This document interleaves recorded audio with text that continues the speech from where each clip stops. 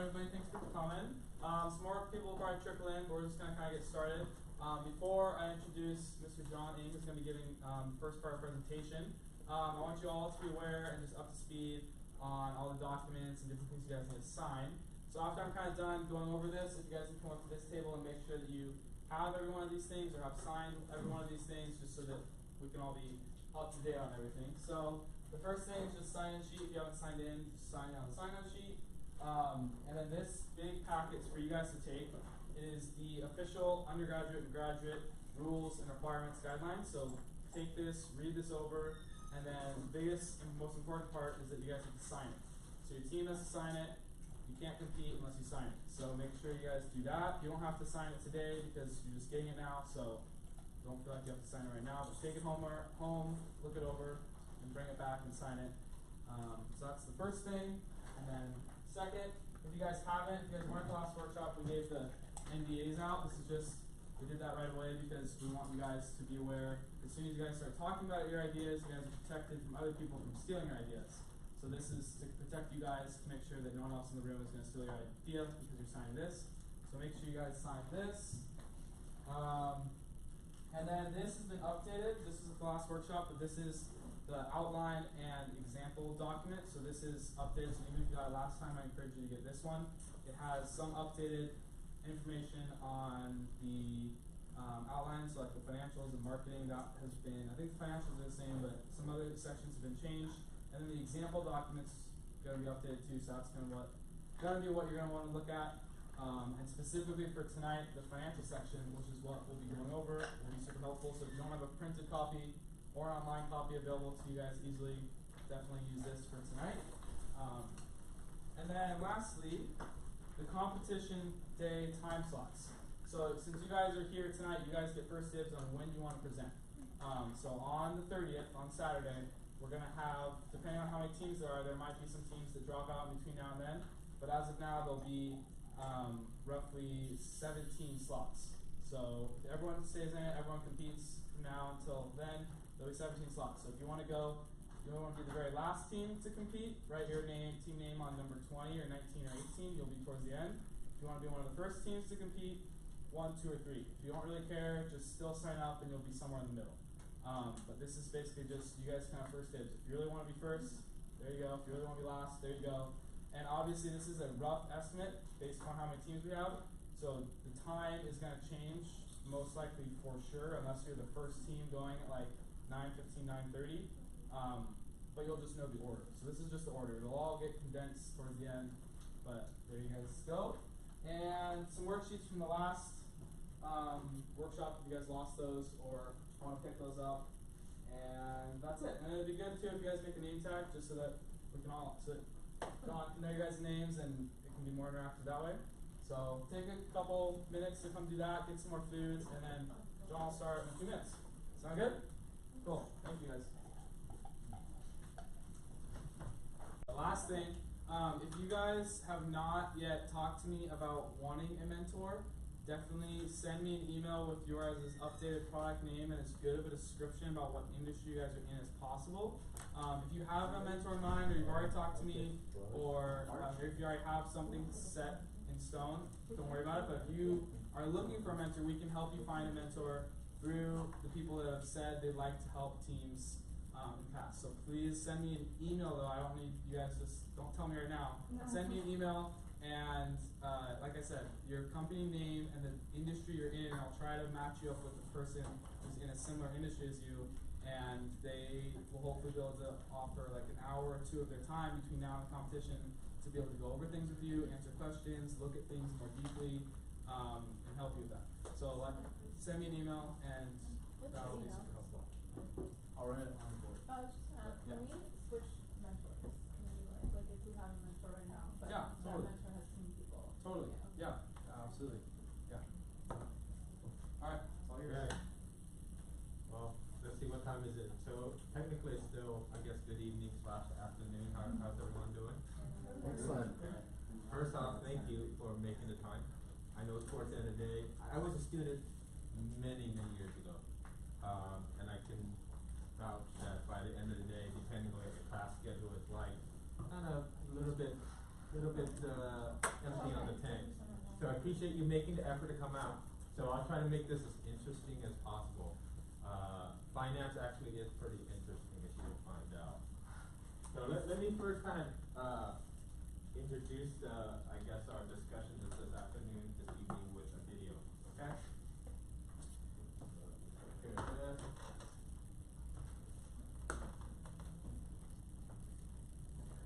Working teacher Annie Appletree faced another school day where her to-do list was too long and her patience too short. One day after school, as Annie stared hopelessly at the mountain of parent emails and the upcoming science fair on her calendar, she wished she could be anywhere with her. Annie dreamed of a magical place where all the time-consuming busy work was taken care of, and she could focus on what's really important. But sadly, it was just a dream. Or was it? This is how Annie discovered Appletree, a delightful platform that would simplify all her classroom communication and help her partner with parents to make a difference for her students. The next day, armed with her magical Appletree, everything changed. Annie dove right in to conquer the upcoming science fair. First, she posted the assignment for the students. Next, she added the event to the shared calendar so parents know where to be and when. She requested volunteers to help out and quickly got 3 sign-ups. So she privately messaged them to go over a few details. The science fair was a smashing success, and Annie shared photos and videos of the event in real time. Well, it wasn't all perfect, but she was able to send an emergency alert when things got out of hand. Annie was amazed that parents got Appletree notifications any way they wanted, in the app, by email, or even in a text message. Annie found herself more balanced and in sync with parents and students. She also loved sending Appletree progress reports to update parents when their student excels or needs a little extra help. Together, teachers and parents make a difference and help students succeed. And that is Appletree. Appletree is available on iPhone, Android, and the web. With Appletree now in your pocket, Annie lived happily ever after. Good.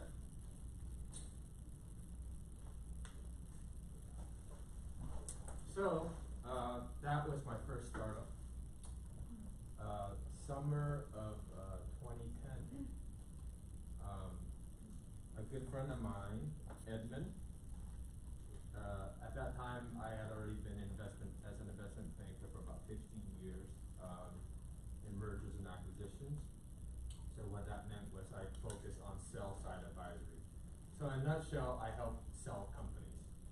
I had transitioned out of that and was actually in a period of just figuring out what I wanted to do next. I actually started Ing Advisory Group, which is my own firm, which did M&A consulting and financing, things like that. So Edmund knew what I did. So he said, one day he gave me a, hey John, would you mind meeting me up for some coffee? My friend Jeff and I have this great idea and would really love your input on it.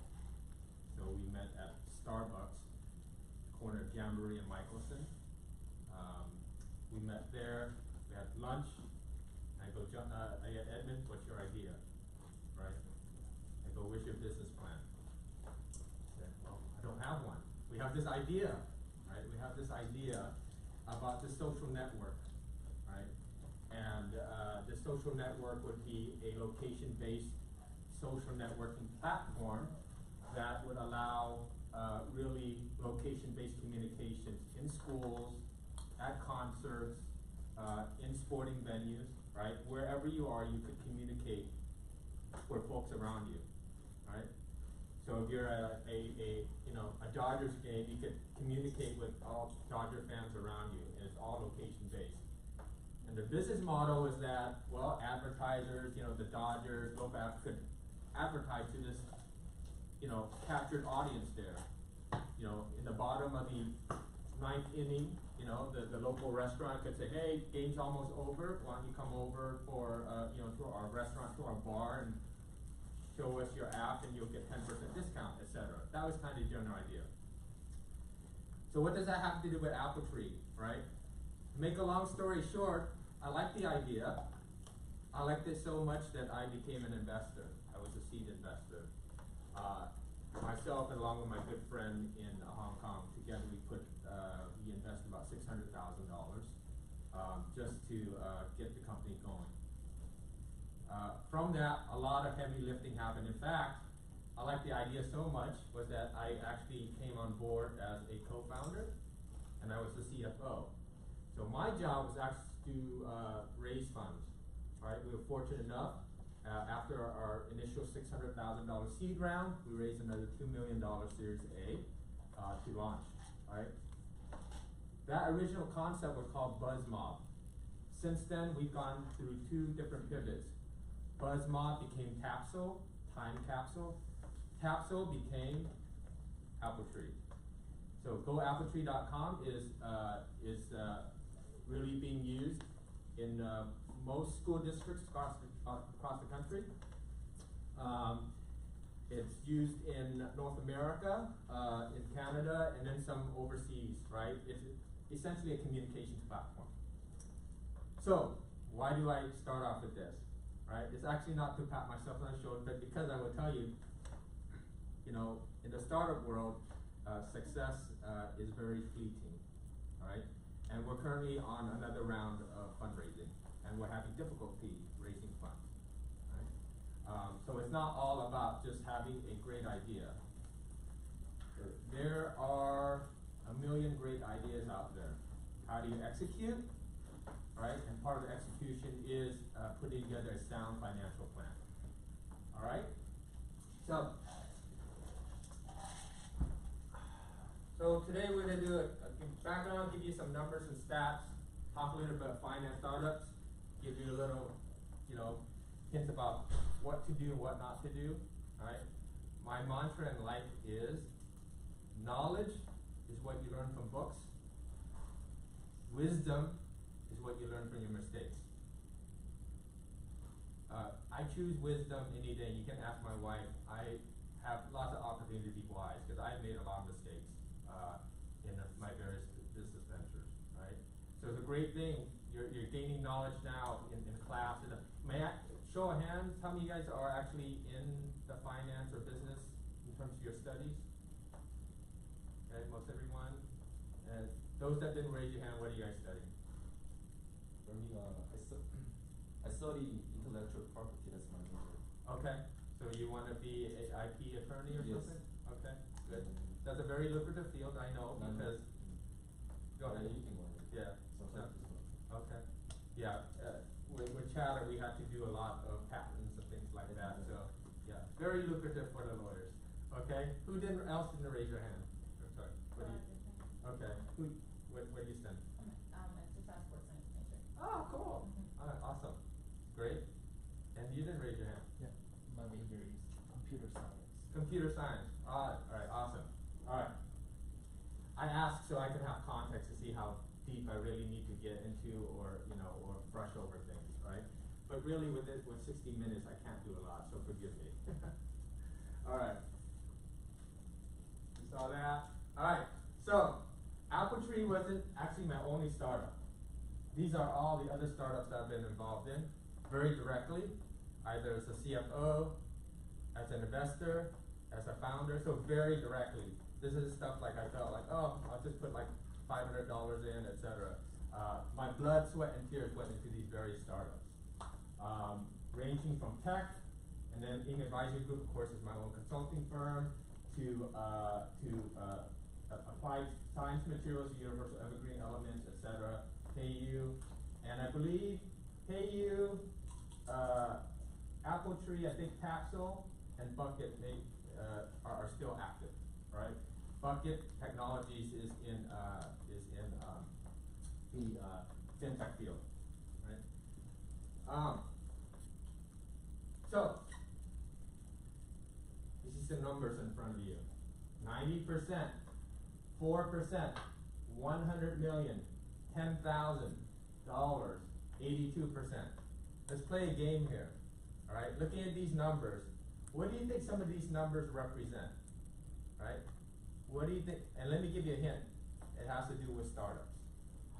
So, yes, go ahead. startups fail. Okay, which number is that? I'm gonna guess 90%.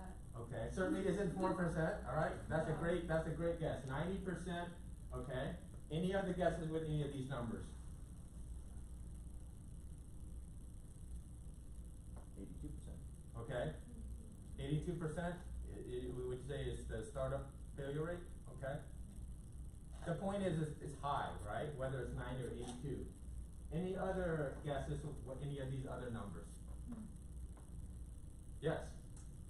I wanna say the 4% could be, yes, but it could be the rate at which startups last after a certain amount of years. Okay, that's a great guess, that's a great guess. Yes, $10,000 could be the average startup cost. that's another great guess. We got a smart bunch here, right? Okay, what else? What do you think that 100 million represents? How many businesses start a year? Yes? Number of startups per year. I think we got everything covered, except for the 82%. But that 82% is very relevant. Keep that in the back of your mind. What do I mean by that? So, we're right. So, those statistics become very sobering statistics. Okay? Recent research by Small Business shows that 90% of new startups fail. Right? 2, 4, 6, there are 10 people in here. Right? If all of you guys did a startup, only one person in here would somewhat succeed. Right? Of all small businesses started in 2011, 4% made it to the second year. Okay? According to the Wells Fargo Small Business Index, $10,000 is the average amount of startup capital required by a small business owner. They're very, very good guess. According to GEM National Report, more than 100 million startups are launched every year, which is about 3 startups per second. I think that's kind of high, I'm trying to imagine it, but hey, it's in the research, so it must be true, right? But the point being, there are a lot of startups, right? Right? You may think you're unique, you think you may have the best idea and all that. For every one of you, there are probably hundreds out there that are thinking about the same thing. So how do you differentiate yourself? The last stat, in red, larger font, according to US Bank study, 82% of businesses that fail do so because of cash flow problems. Right? To even shorten that, 82% of businesses that fail do so because of finance. Hence, we have a workshop this afternoon talking about finance as a primary component. I know last week you guys, or the last session you guys talked about marketing, correct? So we got marketing, finance, and I think the next one, which I did last year, would be talking about your pitch, right, your presentation.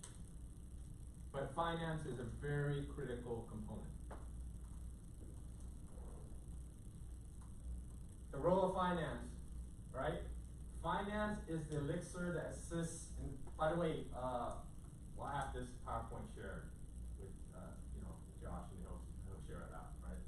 Finance is the elixir that assists in the formation of new businesses and allows businesses to take advantage of opportunities to grow, employ local workers, and in turn, support other businesses and local, state, and federal government through the remittance of income taxes.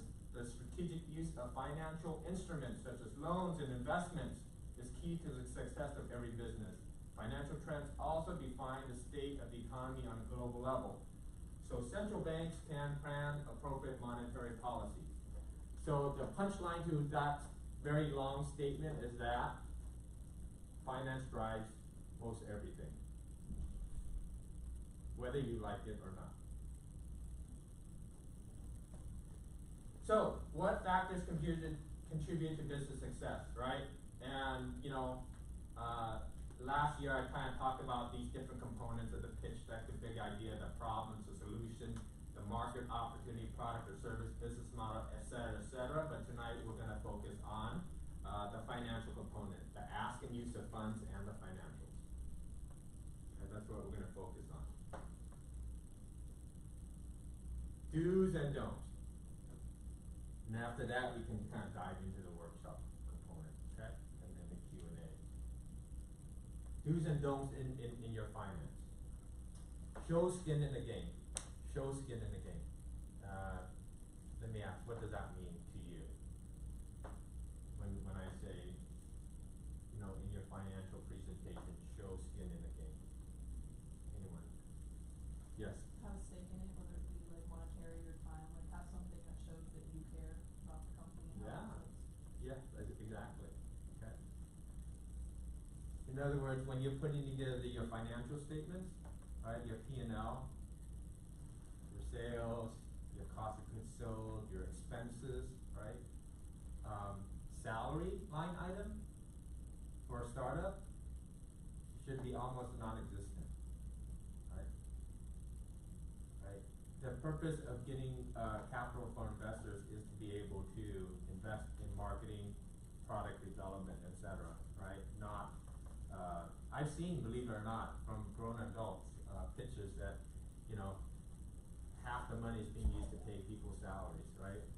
You know, as an investor, I'm not here to pay people's, pay people's rent and all that. I'm looking for ROI, right? I'm looking for a return on my investment, right? There's a time when the business gets up and going, gets sufficient market share to pay people, right? But certainly not at the startup phase, and certainly not to you, the co-founder, or the founder, the founding team, right? Right. But that doesn't mean as a startup you don't pay fair market salary, because you may have to bring on sufficient talent. Give you an example. For BuzzMob, which is Appletree today, once we got a $2 million in Series A funding, our first priority was to bring on a CTO. So we went out. I don't know if you've heard of StubHub, right? So we located the former founder and CTO of StubHub, and we said, we need you to come on board. Can I just explain what a CTO is real quick? Chief Technology Officer, right? So you got Chief Financial Officer, Chief Technology Officer, Chief Executive Officer, Chief Operating Officer, and all that. But with a tech startup, the CTO is very important. So we paid him fair market salary, right? Which is over 10% of what we brought in to one person. But that was necessary. So don't confuse me saying, hey, you shouldn't be paying, anyone, right? If it's the right strategic investment in personnel, a CTO, for example, or a business development person that is well entrenched in the market that you want to bring on board, that has all the connections, of course you want to go ahead and do that. But skin in the game doesn't mean, hey, all the money you're going to be paying me a salary as the founder. Right? That will automatically turn investors off. Just forget about it, right? You just put brakes on any conversation, any hope of getting funding that way. You need to target a raise and valuation. In other words, hey, we got this great idea. You need to be thoughtful about it, right? And being thoughtful about it means you need to be very sure of how much you want. Right? So in order to arrive at how much you want, you actually have to go through a very thoughtful thought exercise, right? Of doing a lot of these things, doing the P&L, the statement of cash flow, the balance sheet, use of funds, right? You need to work backwards after doing all that heavy lifting. At the end, hey, for this seed round, we are looking for $500,000. We were looking for $250,000. We were looking for $1 million, right? For Bucket Technologies, my other fintech startup, which is my recent one, our seed round was at 1.1 million, right, which we raised. Right? So it varies, but the point is, you don't just, okay, I think I need $100,000. Give it to me, right? It's about thinking through about why, how much you need, why you need it, right? And then obviously, from an investor standpoint, okay, you're looking for 500,000, you know what? I'm gonna write you one check for $500,000. What do I get in return? Right? So yeah, you and your team, your other co-founder need to think through, okay, for 500,000, what am I giving up in equity, in my shares, right? Right now, you own 100% of capital stock, right? And you say, hey, for $500,000, I'm going to give up, 10%, right? And that implies what? A pre-money valuation of $5 million, right? Hey, for my 500,000, I'm gonna give up, 50%, right? That implies a valuation of $1 million. That's the point. You need to be able to, in your pitch deck, you need to make very clear, right? How much you're looking to raise and what that investor is getting in return in terms of equity, right? So use of funds. So it isn't just great to say, hey, I need $500,000. You need to be able to show how you're going to use that $500,000. Again, going through a thoughtful exercise, right? So the best way to kind of present use of funds on your use of funds slide, right? You can have one slide in your deck that says use of funds, right? Maybe do a pie chart, right? Break it 500,000, right? Of the 500,000, 250,000 will be to do product development, right? So 50% of that. Maybe 25% will be for marketing, right? 10% for salaries, 10% for overhead, that sort of thing. So that's kind of your use of funds. You don't want to break, for use of funds, you're not going to go into the level of detail that you will in your profit and loss statement. It's just a big picture standpoint. Hey, how, in general, what are the broad categories that I'm going to go ahead and use your money, Mr. Investor or Mr. and Mrs. Investors? So definitely have use of funds. Okay? The three critical financial statements for any organization, right? Whether you're a brick and mortar, right? Whether you're a pizza shop or you're, Microsoft or Amazon, right? You have these three critical components. You have a profit and loss statement, right? Your profit and loss statement is essentially that, literally, what, your profit or loss is, right? That includes your revenues, what you get coming in from sales, minus your cost of goods sold. How much is it costing you to sell these things, right? You're selling a widget for, $10 each, and you're buying that widget from a manufacturer or wholesaler for, $250, right? Right? Your cost of goods sold is $250, and your gross profit is $750, right? So gross profit is revenue minus cost of goods sold, right? And then once you have your gross profit, you have to go ahead and take into account your operating expenses, right? And that is rent, salaries, utilities, whatever, everything else, right, is your overhead. And then net out of that is your net income and loss. And hopefully that number, net income, is in black and not in red, right? So that's the profit and loss statement. And then the profit and loss statement captures, how the business is really doing over a period of time, right? Generally speaking, you keep P&L on a monthly and an annual basis, right? Monthly, you want to keep a regular check of things, and then annual because, your annual financial statements are done every year, right? Then you also have what you call your statement of cash flows. Statement of cash flows, I don't think is in the handout, right? But who's familiar with a statement of cash flows? Yes? Okay, someone explain to me what a statement of cash flows is. Anyone? Alright, go ahead. No? Alright, go ahead. It's where you take your change, or you're looking at the change in cash based on whether it's from an operating activity, an investing activity, or a finance activity. So you take your beginning cash balance from the beginning of the fiscal period, you see where your cash is gone, and then you get to your change in cash and your final ending balance. Okay. And what what's the point behind the cash flow statement?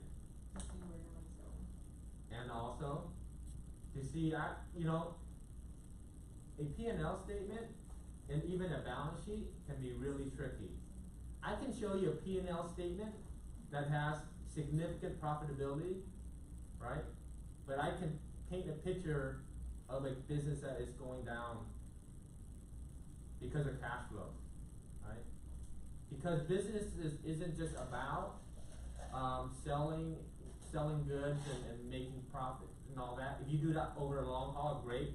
What the cash flow statement captures is your investments, capital expenditures, right? And how fast you're collecting your AR, how slow you're paying your AP, right? It's great to go ahead and sell, $1 billion worth of goods, but your customers aren't paying you, i.e. your AR, or not paying you on time, so that you can pay your vendors. Then you're up the creek, right? You're in trouble. So that's why a cash flow statement is very important, right? Because it actually says, hey, I know people, maybe you know people out there that have great jobs, right? That have great salaries, but I would tell you, behind the scenes they're bankrupt. Because their statement of cash flows does not look good. Okay? Yes. For clarification, when you guys are looking at your plan, the statement of cash flows and the balance sheet, it's technically under the optional sections. Oh, okay. It's not really optional in a business plan, but in terms of this, you don't want to put that on your plan unless you're 100% confident that your numbers are right. Because like you said, a balance sheet can be very tricky, and if your numbers don't line up, Yeah. the judges will call you on that, and that's going to do more harm to your presentation than good. Yeah. So if you have those numbers and you're good at those numbers, put them on there. If not, leave them out of there and be ready to tell the judges, like, I don't totally know my numbers, that's what I'd like to bring on in terms of an investor or additional support. Yeah. So that's kind of what you guys have to think about in terms of if you want it in your plan or not. Okay, that's great. Good to know. But I'm just telling you from the real world what investors are looking for. And Exactly, yeah. honestly, that's what you need to know, right? And the balance sheet measures what? An organization's net worth, right? What you have in the bank, what your customers owe you, your fixed assets, machinery, equipment, land and building, minus what you owe your vendors, what debt you have, line of credit, long-term debt, etc. That equals your stockholders' equity, your net worth, right? So organizations, just like people, have net worth, and that's what the balance sheet is for. Don't, and I think I mentioned this, focus on salaries versus product development and marketing, right? So make sure that when you're developing your P&L, that you show very clearly that, in terms of how you're using your money, all right? At least for savvy investors, they want to make sure you're investing in the right things, right?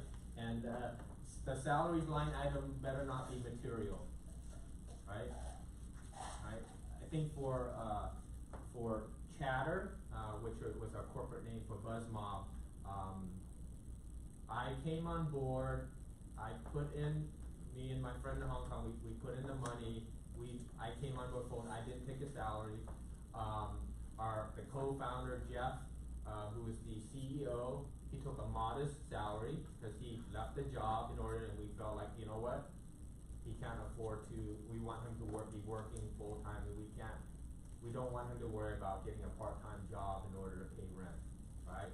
So he said, you know what, here, we'll give you, I think $3,000 a month or draw, something like that, so that you can pay rent and, and all that, right? But it wasn't a significant part of a portion of our expenses. Unrealistic P&L assumptions, right? Hey, I have this widget, I'm gonna sell it for $1 million, I can make it for like 25 cents. Look at my gross profit, right? In other words, you need to do your research in terms of pricing, right? Both in terms of retail pricing for your product or service, and also in terms of how much it's actually gonna cost, right? I don't know if I were a judge, and then, by the time you get up there, there'll be a lot of great presentations, a lot of great ideas, there'll be a lot of nice PowerPoints with nice pictures and things like that. How do I differentiate, right, between what's a great business plan, what's a great pitch and not, right? I look at how thoughtful you were in developing your financial plan, right? I look at how thoughtful you were in terms of your assumptions, right? Because thoughtfulness in your assumptions means you're realistic. Realistic means that, you know, you have a pretty good likelihood of at least, you know, being around after, you know, a couple of months, right? Realistic means that it increases your chance of being successful over the long haul. Realistic means that you, take this very seriously and not feel like, oh, I just got $1 million in venture capital, and whoopee, I'm going to go ahead and, well, I don't know how I'm going to spend it, but that's a lot of money, $1 million, right? That's not kind of the right mindset, right? Being able to be thoughtful and realistic in your P&L assumption is very important. So I'm not quite sure how much time you have, and I don't have any idea what your product or service is and all that. Probably be a good idea in putting together your financials. Maybe, asking people that you trust, or if it's a product that is catered towards a certain demographic, you probably know those types of people. Ask them, hey, how much would you pay for this type of product? How much would you pay for this service, right? And then doing a little bit of research on how much that's going to cost, right? So please provide realistic and not unrealistic P&L assumptions. Hockey stick projections, okay? How many knows what a hockey stick looks like, right? Hockey stick, right? Hockey stick projection is kind of like this, and then boom, right? Hey, my product, in 2 years, we're gonna have, 50% of the multi-billion-dollar market, right? You will be laughed out of the room, right? In a real world scenario, right? You need to be able to be realistic in those assumptions of your projections, right? Did you guys talk about doing projections at all, or and how and what time period you're gonna do the projections over? We haven't talked about it yet, because this is kind of our first time coming together talking about, but in the plan, there is a section if you guys look at the example, in the later part of the plan, if you guys pick it up, there's like that, in that example, there's like a year 1, year 2, year 3 projections on how that example plan forecasts the Okay. Yeah, I would typically recommend you can do 3, but I typically do a 5-year projection. So the projection is called a pro forma, right? So a pro forma. So it's kind of, typically I use 5 years because 5 years generally captures a full kind of macroeconomic business cycle, right? And so that's why I use 5 years, right? Because within the economy, there's always going to be ups and downs, 5 years captures a pretty good segment of the macroeconomic cycle that, okay, I can see where that's coming from. It also gives sufficient runway for your business, right? Whether you're selling a product or service, to see how it goes, right? I will tell you that 99.9% of businesses you're not going to be going gangbusters in day 1 or year 1 or maybe even year 2, right? If you look at even the social networks that you know nowadays, right? The Facebooks of the world and Instagrams and all that, you might, maybe the impression is they were overnight successes. When you get a chance, Google, do some research on these social networks. There was a lot of heavy lifting. There's a lot of long nights. There were a lot of times where, the founders felt like, hey, we're not doing so hot, right? So, we're digressing. But the point is, that's why I kind of like to do kind of a longer projection period. Okay? I know we're running out of time, so I'll take some Q&A. We can do the workshop portion. That's my email address. It's my personal email address. Jot it down. If you have any questions, want to run anything by me, etc., feel free. Okay? And I will do my very best to help, or run some ideas, have any questions. Great, thank you. Okay.